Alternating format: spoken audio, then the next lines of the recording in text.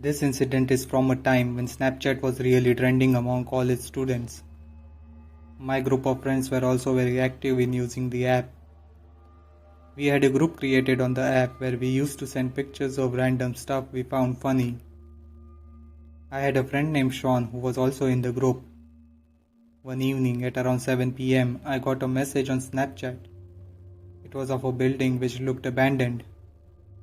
I asked what it was, and my friend John replied that it was an abandoned warehouse which was just outside our town. I wondered, what was Sean doing at an abandoned warehouse at this hour? As I was lost in my thoughts, our fourth friend James saw those pictures and exclaimed that it was not Sean who sent the picture, as his mobile was stolen this morning. Sean had his Snap map on and we could see his location outside the town. We all called Sean's landline and decided to meet near his house in a few minutes. We thought of going to the warehouse and tried to get back his phone. Sean was very keen on going as he had just bought a new phone which was stolen. We reached the location of the warehouse in about 15 minutes. The mobile's location had not changed all the time. The warehouse was really large. We went in the main building as we thought there was a better chance of finding someone inside the building. It was completely dark inside and we had to use our mobile flashlights to navigate. We soon realized it was not possible to check the entire building, and so James said that he would give a call on Sean's number to see if anyone picks up. We could hear a phone ringing at a distance. It was clear that the phone was not too far away. The ring seemed to be coming from the other side of the warehouse. We went on the other side and found a door which led to the back side of the warehouse. The door led to the woods towards the backside. We could hear the ring coming from the woods. I seriously did not want to go in there, and fortunately all others were of the same opinion. We decided to leave and quickly reached our car. John exclaimed that he had received a message on the group from Sean's phone. It was our photo taken by someone when we were inside the warehouse. It had the caption, "Don't you want your mobile?" That was the final nail in the coffin as we sped our way out of there. Soon after, Sean's Snap map was turned off, and that was the last time we ever saw it. I am only glad that we did not go into the woods to look for the mobile, as things could have easily gone wrong. This incident happened when I was in college. As any college-going girl, I like to get attention. I had my Instagram profile as public, which allowed anyone to follow me without asking for my permission. Once, as I was at my home, I got a notification on my mobile. Someone had commented on my Insta pictures. The one thing that got my attention was that the person had commented on my photos which were 5 or 6 months old. I did not know this person and his profile did not have his info or any of his pictures.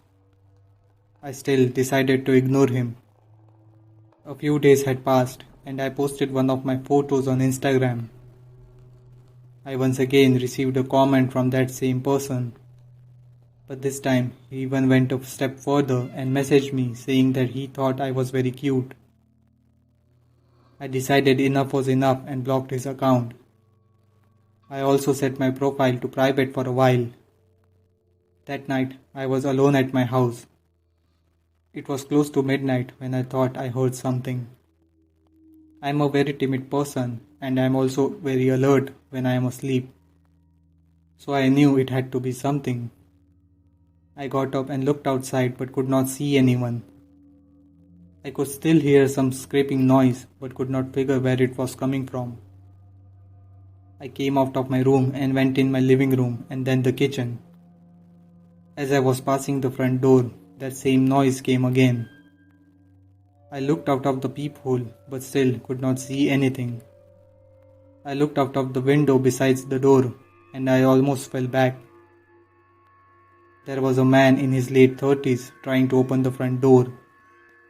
He happened to look at the window at that exact moment. He saw me and gave the creepiest smile I have ever seen. He began yelling at me to open the door. I shouted that I am calling the police, and it did work. The man immediately got up and ran away. I was still not sure about him, so I called my friend and told him about the entire situation. I also asked him if I could stay at his place for the night as I did not feel safe.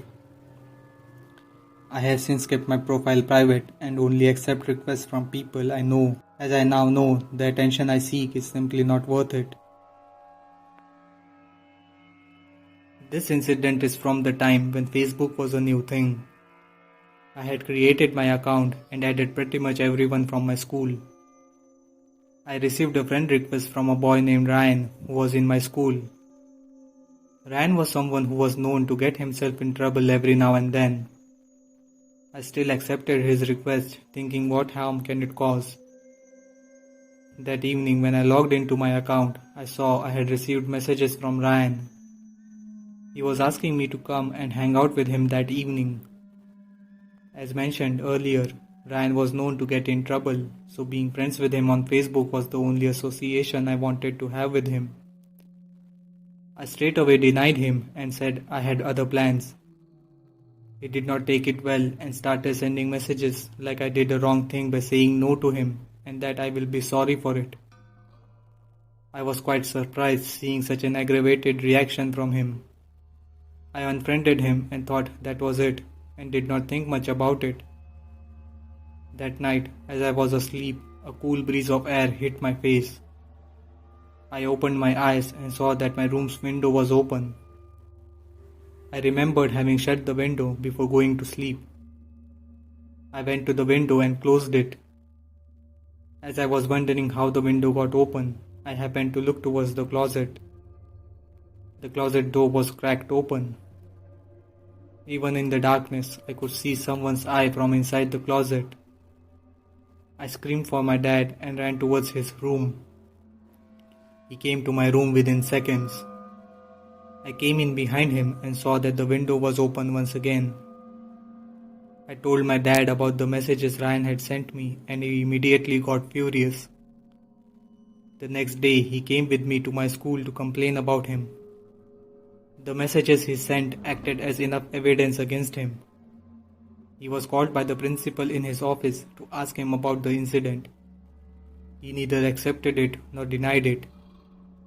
But his expressions, the look he gave as he left the office was enough for me to be sure that it was him who was in the closet. I never saw or heard about him again, and I just hope it stays that way.